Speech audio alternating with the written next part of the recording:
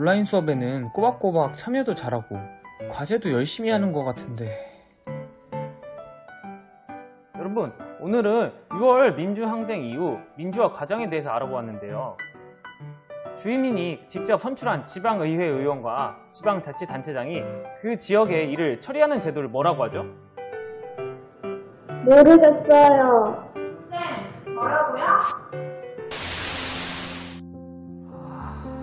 학생들이 정말 잘 배운지 알 수가 없단 말이지.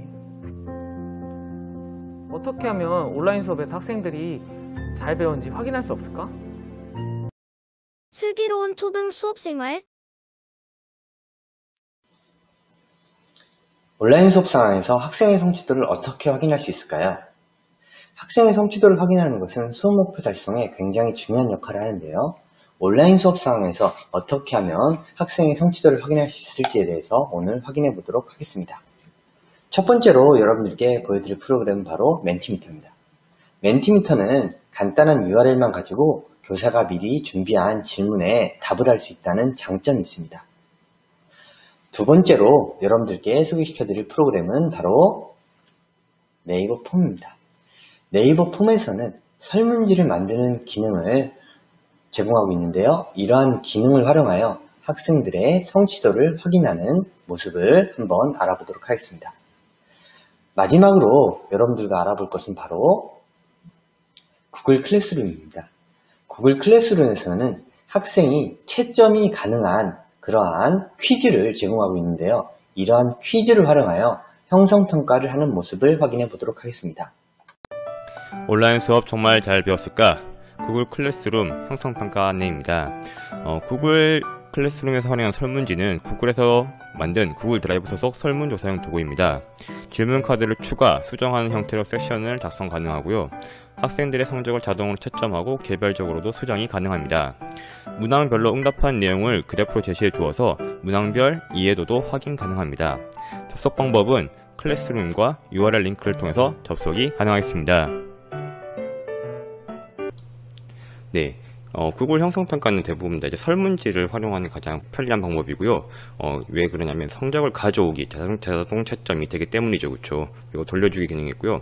그리고 구글 설문지에서 학생들 개별적으로 채점 및 피드백 주기가 가능하기 때문에 설문지를 활용하는 방법이 가장 좋을 것 같습니다. 먼저 구글 설문지를 활용한 방법을 안내해 드릴 건데요.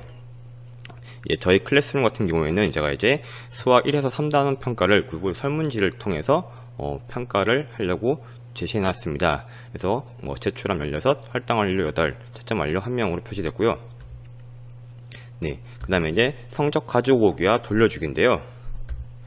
네, 이렇게 자세히 보시면은 여기 성적 가져오기가 있습니다.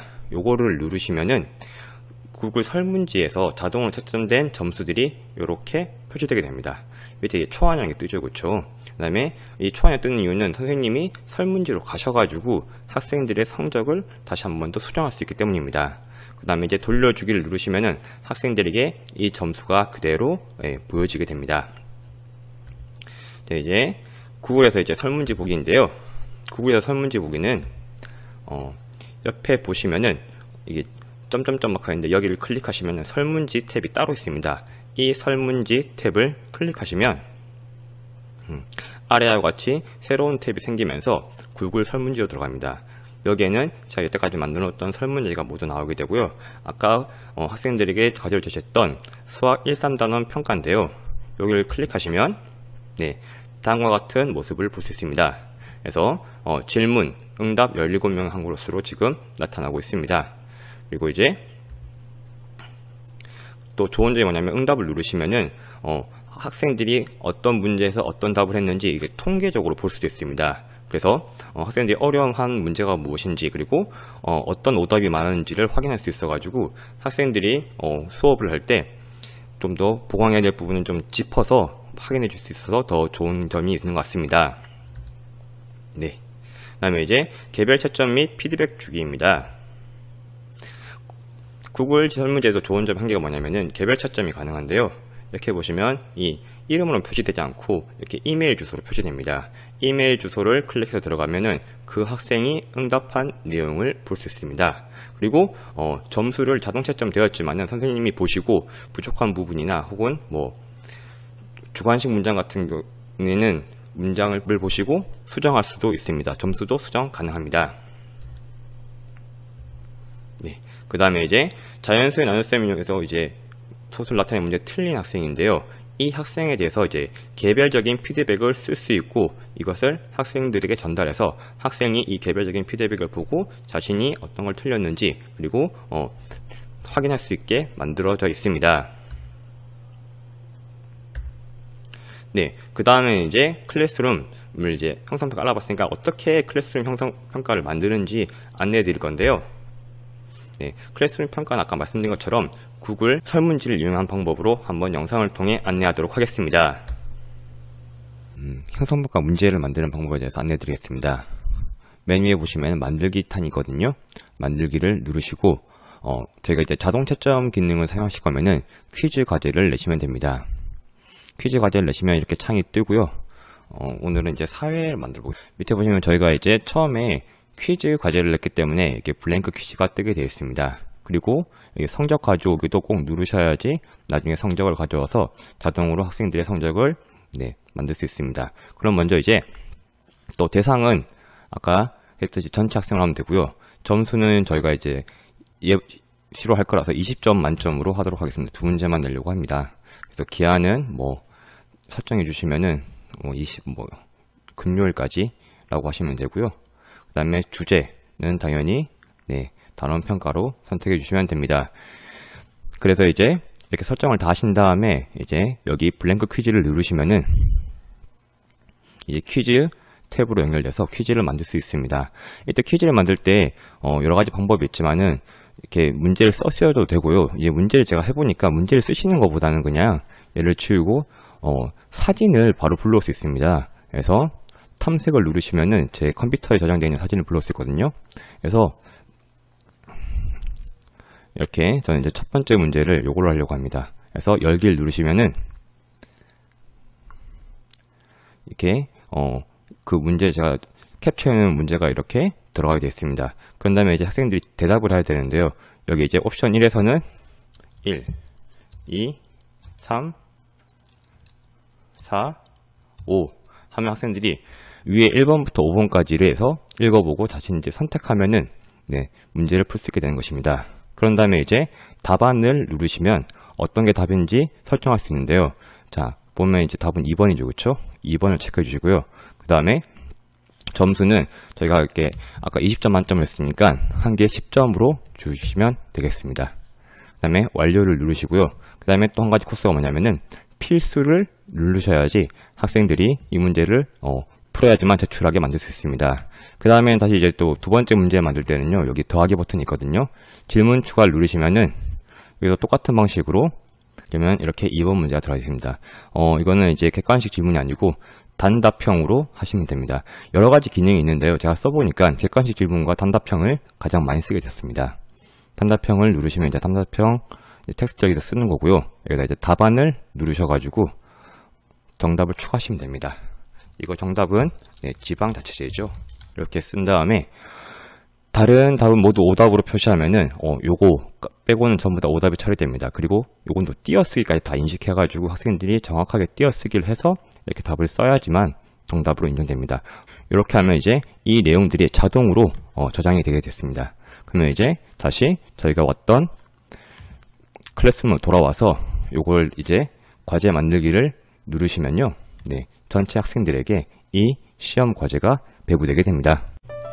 영상 내용 잘 확인하셨나요? 자, 이렇게 형성평가를 통해서 학생들이 모두 성취 기준에 달성했으면 좋겠습니다. 이상으로 이제 구글 클래스룸을 활용한 형성평가 방법에 대해서 한번 안내해 드렸습니다. 감사합니다. 그럼 지금부터 학생의 배움을 확인하는데 멘티미터를 어떻게 활용할 것인지에 대해서 함께 알아보도록 하겠습니다. 지난번에 말씀드렸던 멘티미터의 퀘스천 타입 이외에 퀴즈 컴피티션이라는 그런 기능이 있는데요. 이 퀴즈 컴피티션으로 수업 내용에 대한 학생의 배움 확인이 가능합니다. 퀴즈 컴피티션에는 Select Answer와 Type Answer의 두 가지 기능이 있습니다. Select Answer는 말 그대로 정답을 선택하는 것이고요. Type Answer는 또 말 그대로 정답을 입력하는 것입니다. 그럼 멘티미터의 이 퀴즈 컴피티션을 어떻게 우리가 학생의 배움을 확인하는데 활용할 수 있는지 함께 알아보도록 하겠습니다. 네, 지난번에는 저희가 이제 수업 중에 발표와 관련을 해서 이 퀘스천 타입과 관련해서 이야기를 나눠봤는데요. 이번에는 이 퀴즈 컴피티션입니다.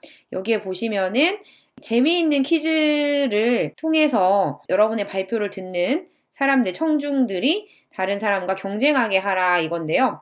이거는 조금 약간 재미 요소가 사실 이 말 그대로 이 컴피티션이 바로 경쟁이잖아요. 근데 사실 경쟁을 하게 할 수도 있고 안 하게 할 수도 있기는 해요. 네, 그러면 한번 직접 구동을 해보면서 알아보도록 하겠습니다.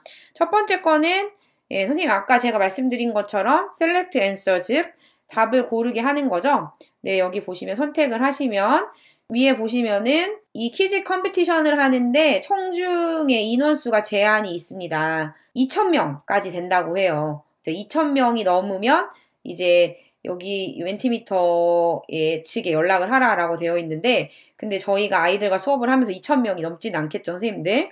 네, 그래서 이거는 별로 저희와는 상관이 없을 것 같고요. 이제 선생님들이 수업과 관련해서 학생들에게 질문하고 싶은 것을 여기에다 넣으면 되겠습니다. 쉽게 저는 1 더하기 2는 무엇인가를 한번 넣어보도록 하겠습니다.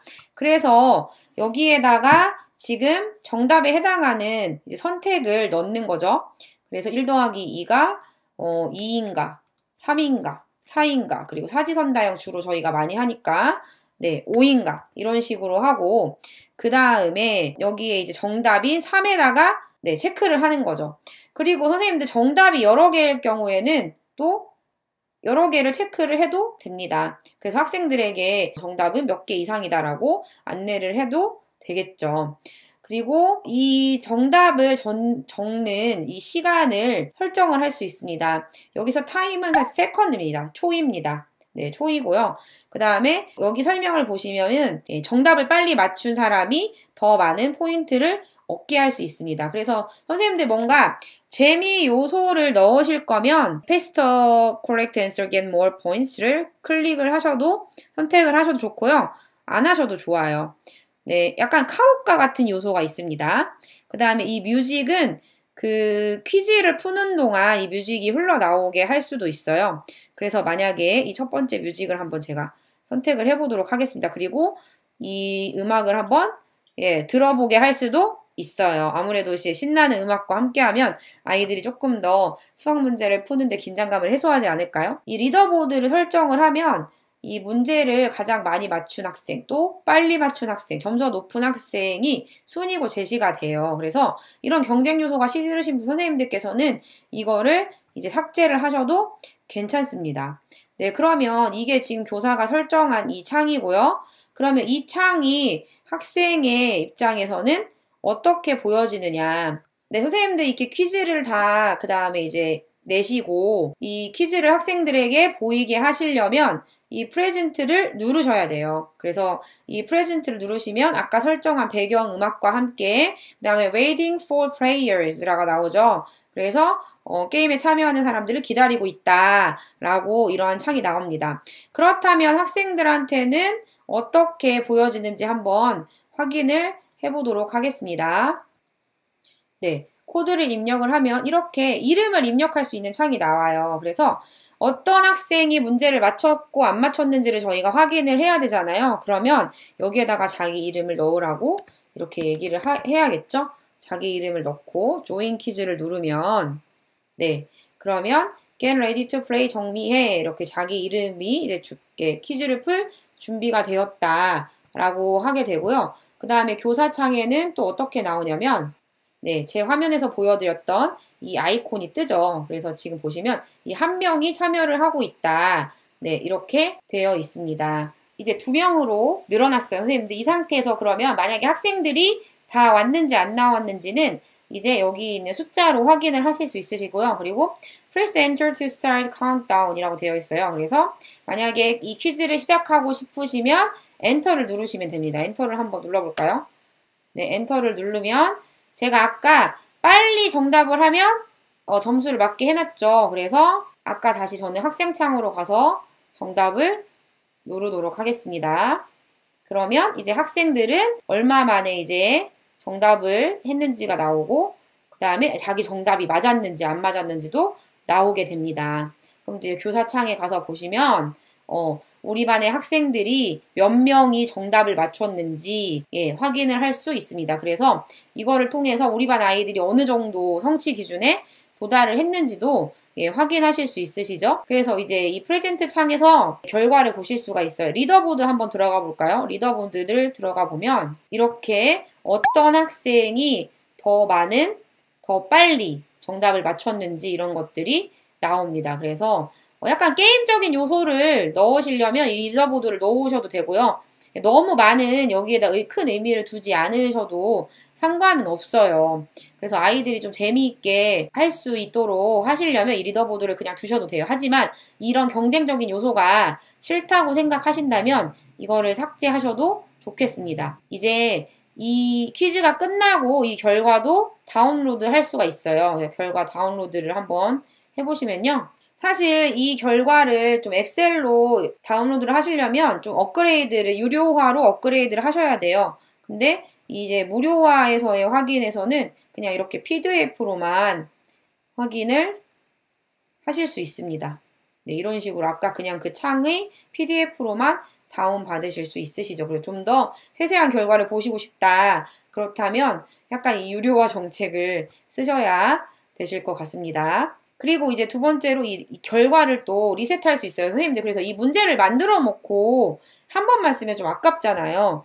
그래서 이거를 리셋하셔서 또 여기 여러 가지 슬라이드가 있으면 또 리셋을 이 슬라이드만 할 건지 아니면 모든 슬라이드를 할 건지를 또 하실 수가 있어요. 그러면 저는 그냥 어차피 슬라이드가 하나밖에 없기 때문에 all 슬라이드로 결과를 리셋하겠다 해서 한번 만들어 놓으시고 이제 결과를 저장해 놓으신 다음에도 또 사용을 하시면 되겠습니다. 사실 이 커스터마이즈도 여러 가지 좀 할 수 있는 게 있긴 한데 근데 사실 이 백그라운드나 그 다음에 이렇게 밑에 꾸미는 거 이런 것들은 좀 유료화 버전이에요. 그래서 이런 것까지는 선생님들께서 굳이 하실 필요는 없으실 것 같아요. 그래서 선생님들 이제 여기에 문제를 내실 때 여기에다가 이제 글자를 입력해서 문제를 내실 수도 있고 이미지를 업로드 하셔서 문제를 내실 수도 있어요. 그래서 이미지를 업로드해서 한번 문제를 내보도록 하겠습니다. 여기 이 사진 아이콘을 클릭을 하시고 드래그 앤 드랍을 하시거나 아니면 클릭 히어라고 되어 있죠. 이미지 업로드 하기 위해서. 그래서 이미지 업로드를 한번 해보도록 하겠습니다. 이미지 업로드 한 거를 한번 다시 확인을 해보세요. 그래서 이거를 이렇게 크기로 조정을 할 수가 있어요. 이 네모 안에 이 이미지가 보여준다는 거니까 이 네모 안에 들어가게 저희가 해야죠. 그러면 이제 타입 앤서를 한번 해볼게요, 선생님들. 타입 앤서니까 여기에다가 1 더하기 2는 무엇인가 이렇게 하는 게 좋겠죠. 그 다음에 correct answer to display는 이제 뭐를 제대로 된 정답이라고 얘기할 것인가 라고 하는 거죠. 그래서 이거를 제대로 된 정답은 이제 3이다 라고 하는 거죠. 아니면 학생들이 이 3을 다르게 표기할 수도 있잖아요. 그래서 숫자 3이라고 할 수도 있고 또 그럴 일은 없겠지만 어떤 학생 영어로 3라고 할 수도 있고 그렇죠? 그래서 예상 가능한 이제 학생들이 말할 수 있는 정답을 여기다 적는 거죠. 엔터를 눌러서 시작을 해보고 학생의 입력창을 보시면 네, 입력을 하라고 되어 있죠. 그래서 저는 그러면 한 친구는 숫자 3이라고 해보고 한 친구는 아까 얘기했던 한글 3이라고 한번 해보겠습니다. 그래서 정답은 어떤 친구는 3이라고, the correct answer is 3이라고 했는데 지금 어떤 친구는 3이라고 했고 또 어떤 친구는 숫자 3이라고 했고 어떤 친구는 한글로 3이라고 했다. 하지만 둘 다 정답 처리가 된 거를 볼 수가 있었죠. 근데 제가 대표 정답을 3이라고 숫자로 했기 때문에 이렇게 나왔어요. 맞은 답에는 이렇게 파란색 예, 녹색으로 체크 표시가 나오고요. 틀린 친구는 이게 빨간색으로 X 표시가 나오죠. 네, 이런 식으로 확인이 되고요. 지금 정미애라는 학생은 여기는 선생님들 이렇게 나갔지만 어쨌든 여기는 정답이 틀렸기 때문에 0포인트예요. 홍길동 학생만 892포인트로 설정이 된 걸 보실 수 있습니다. 학생들과 직접 대면하며 배움을 확인할 수 없는 온라인 수업 상황에서 학생들의 학습 결손이 발생하고 누적되지 않도록 멘티미터의 퀴즈 컴피티션을 통해 학습 목표 도달도를 확인하고 또한 교수 학습의 질을 개선하는데 함께 노력해보면 어떨까요? 그럼 지금부터 네이버 폼을 활용한 학생의 배움 확인하기에 대하여 함께 알아보도록 하겠습니다. 이 주제에서 말씀드리는 학생의 배움 확인하기, 즉 평가는 형성평가와 더욱 관련이 있다고 생각하시면 되겠습니다. 네이버 폼의 기술적인 활용은 지난 주제에서 이미 말씀드렸기 때문에 이번 주제에서는 네이버 폼을 온라인 수업 상황에서 학생의 배움을 확인하기 위해 어떻게 활용하는지에 초점을 맞추어 이야기를 나누어 보도록 하겠습니다. 네이버 폼을 보시면 각각의 용도에 맞는 폼 템플릿이 카테고리별로 제시가 되어 있는데요. 학생의 배움 확인하기에 네이버 폼을 활용하기 위해서는 교육학업 카테고리에 퀴즈 템플릿을 활용해서 평가 도구를 제작하는 것을 추천드립니다. 하나의 폼 안에 선다형, 서답형, 서술형의 평가 문항을 혼합하여 평가 도구를 제작하는 것이 매우 용이합니다. 또한 선다형 평가 문항에 대한 정답률과 오답률 확인을 쉽게 할 수 있으며 학생별 응답 현황도 쉽게 파악이 가능합니다. 그럼 지금부터 네이버 폼을 형성평가에 어떻게 활용하는지 한번 같이 구동을 해보면서 확인을 해보도록 하겠습니다. 이것은 네이버 폼의 메인 화면이죠. 네이버 폼의 메인 화면에 보면 각각의 목적에 맞는 카테고리별로 템플릿이 제공이 되어 있습니다. 지금 보면 저희는 교육 학업의 카테고리에 아까도 제가 이제 퀴즈 템플릿을 활용을 해서 평가 도구를 제작하면 용이하다고 말씀을 드렸죠. 그래서 저는 이 퀴즈 템플릿을 수정해서 한번 평가 도구를 제작을 해보도록 하겠습니다. 네, 사용하기를 클릭을 하시고요. 저는 이 템플릿을 수정을 해서 6학년 1학기 사회 1단원과 관련된 내용을 한번 형성평가를 할 수 있는 평가 도구를 제작을 해보도록 하겠습니다. 그렇다면 저는 여기에다가 제목을 6학년 1학기 사회 이런 식으로 제목을 넣으시고 봅시다. 이런 식으로 안내를 할 수 있겠죠. 그리고 이 설명도 다 이렇게 사진으로 PC 이미지를 삽입한다든지 네이버 클라우드 이미지 삽입한다든지 캡처 이미지도 삽입할 수 있습니다. 이제 선생님들 저번에도 제가 말씀을 드렸지만 응답 기간을 짧게 잡으시면 선생님들께서 조금 번거로우실 수 있으니까 평가 기간을 넉넉하게 잡는 게 좋겠죠. 여기서는 지금 응답 기간이 8월 10일부터 26일까지 되어 있는데요. 저는 조금 더 넉넉하게 8월 12일부터 8월 31일까지로 설정을 해보도록 하고요. 아니면 기간 설정이 없게도 할 수도 있죠. 그쵸? 그 다음에 이제 이름을 적으라고 이거는 다 통용이 되는 거니까 이름을 적으라고 할 수 있고요. 이거는 선다형 문제라고 할 수도 있죠. 이거는 지금 그리고 모두 고르라고 했잖아요. 모두 고르라고 한 거는 바로 복수 선택형이죠. 복수 선택형이니까 그렇다면 저는 이 복수 선택형을 하지 않고 단일 선택형을 한번 해보도록 하겠습니다. 어떤 것을 한번 해보냐면요. 이렇게 한번 문제를 넣어보도록 하겠습니다. 항목 설명은 굳이 없으시면 넣지 않으셔도 됩니다. 그래서 1번 관용, 양보와 타협 이렇게 할 수 있고요. 그 다음에 만약에 선생님들 지금 저는 오지선다형인데 사지선다형으로 하실 거면 이거를 그냥 X 표시하셔도 돼요. 아니면 선생님들 여기에다가 그림을 넣고 싶으시면요. 그림으로 넣으셔도 돼요. 그리고 여기다 다시 약간 사지선다형으로 제시가 되어 있는데 클릭을 하면 하나가 더 다시 생깁니다. 그래서 저는 아까 여기가 양보와 타협이었죠. 이렇게 넣어서 넣고요. 그래서 학생들이 선택을 할 수 있게 하는 거죠. 그 다음에 이제 이거는 선생님들 서술형 문제잖아요. 서술형 문제. 주관식 서술형이라고 되어 있습니다. 그러면 서술형 문제를 저는 이렇게 한번 넣어볼게요. 네, 소수의 인견을 존중해야 하는 까닭을 쓰시오. 네, 이렇게 넣어볼게요. 그리고 만약에 이게 쓰는 칸이 많아야 된다고 하면 이거를 크게 설정을 하시면 돼요. 논설문 같은 거 학생들 쓰게 하실 때는 이렇게 크게 설정을 하시면 좋겠죠? 아니면 이렇게 보통 작게. 네, 그렇게 해서 확인을 눌러서 이제 편집을 끝내시고요. 그 다음에 한번 저는 또 이거는 주관식 단답형인데요. 주관식 단답형인데 선생님들 이번에는 제가 이제 이미지를 삽입해서 문제를 한번 만들어 보도록 할게요. 항목 제목에 다음에 설명하는 거 무슨 쓰시오 했죠? 그 다음에 이 항목 설명에다가 이미지를 한번 넣어 보도록 하겠습니다. 네, 넣으면 이런 식으로 이미지를 넣을 수 있죠. 네, 주관식 단답형도 사이즈를 이렇게 넣을 수 있습니다. 그래서 보통으로 만들고요. 그다음에 확인을 누르고 선생님들 이번에는 저도 복수 선택형을 한번 만들어 보도록 하겠습니다. 그래서 네, 문제는 바로 이거죠. 복수 선택형. 그래서 필수 선택수는 2개죠. 2개. 왜냐면 2가지니까. 2가지니까 필수로 꼭 2개를 선택해야 된다. 라고 하는 거죠. 그래서 첫 번째는 김주열, 629, 민주화, 선언. 네, 이런 식으로 만들 수 있겠습니다. 물론 각각의 항목마다 다 그림도 넣을 수 있고요. 네, 이렇게 만들어 볼 수 있습니다. 그 다음에 뭐 이런 화살표 같은 것들은 순서를 움직이게, 문제의 순서를 움직이게 하는 건지 선생님들 다 알고 계시죠? 그 다음에 이거는 편집, 이건 복사, 그 다음에 이건 지우는 거.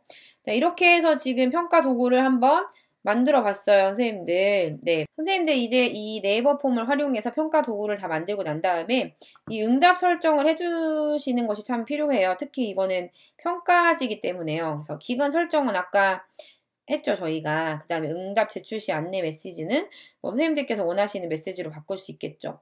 근데 제일 중요한 건 저는 이것인 것 같습니다. 중복 응답 제출이에요. 이 중복 응답을 허용할 수도 있고 허용하지 않을 수도 있어요. 중복 응답을 허용할 때에는 뭐 아무런 메시지가 없는데요. 허용하지 않을 때에는 네이버 아이디당 1개의 응답을 제출 아니면 IP당 1개의 응답 제출할 수 있어요. 그래서 이것도 만약에 학생들 1명당 하나의 응답만 제출하게 하시고 싶으시면 이 중복 응답 제출을 허용하지 않으시는 게 좋을 것 같습니다. 그리고 어쨌든 이 평가는 모든 아이들을 대상으로 해야 되는 거고요. 뭐 게임이나 이런 것들이 아니기 때문에 성착수 응답은 설정하지 않으시는 게 좋으실 것 같습니다. 이거를 폼 보내기를 통해서 학생이 보는 화면으로 봐보도록 하겠습니다. 네, 학생이 보는 화면입니다. 네, 그러면 선생님들 이제 한번 평가 결과를 확인을 해볼까요? 평가 결과는 이 요약 보기에서 먼저 확인을 하실 수 있죠. 그래서 지금 4명이 응답을 했다고 되어 있어요.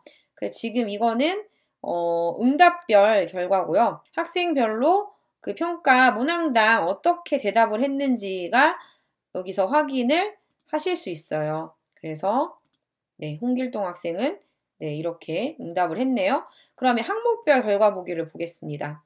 지금 보시면 응답한 학생들의 이름이 나오고요. 그 다음에 아까 정답은 비판적 태도였어요. 근데 학생들이 비판적 태도, 즉 정답을 75%만 이야기하고 1명은 비난이라고 이야기를 했어요. 그래서 이런 정답률이 딱 보여요. 근데 이게 아쉽게도 선다형에서만 이 정답률이랑 오답률을 확인을 할 수가 있어요. 네, 이걸 확인을 하시고 우리 반 학생들이 학습 목표에 어느 정도 도달하였는가를 쉽게 확인하실 수도 있으실 것 같습니다. 또 이 서술형 문항에서는 이 문항별로 아이들의 응답을 보시고 어떤 부분을 아이들이 지금 잘못 생각하고 있구나. 어떤 부분을 내가 피드백을 해줘야겠다. 이런 것들을 또 생각하실 수 있으시죠. 네, 그 다음에 또 2번 문제는 다 이제 정답을 이야기를 했네요. 마지막 문제도 아이들이 대답한 것을 확인을 할 수가 있습니다. 학생의 성취 수준을 파악해 그 성취 정도를 분명히 확인하고 교수 학습 과정의 개선을 위한 정보로 활용하기 위한 평가. 온라인 수업 상황에서도 꼭 필요하죠. 네이버 폼을 활용하셔서 학생이 어떻게 학습하는가를 효율적으로 평가하고 그 평가 결과를 바탕으로 학생에게 피드백을 제공하여 학생의 행복한 성장을 돕기 위해 함께 노력해보면 어떨까요? 슬기로운 초등 수업생활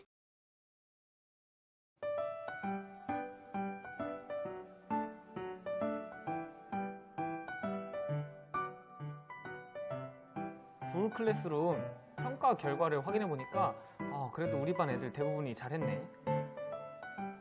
그런데 지훈이와 미진이가 이번 수업 목표에 도달하지 못했잖아. 온라인 수업 후에 학생들의 배움 정도를 확인을 해서 모든 학생들이 배움에 도달할 수 있도록 해야겠어.